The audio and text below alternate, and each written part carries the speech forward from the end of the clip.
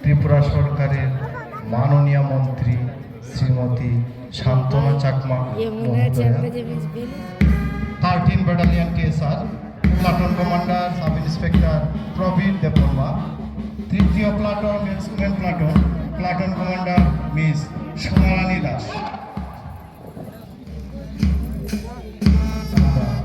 দেখতে পাচ্ছি তৃতীয় প্লাটুন ইউবি men women, platoon commander miss Sonarani Das, Kendra Debbarma. এছাড়াও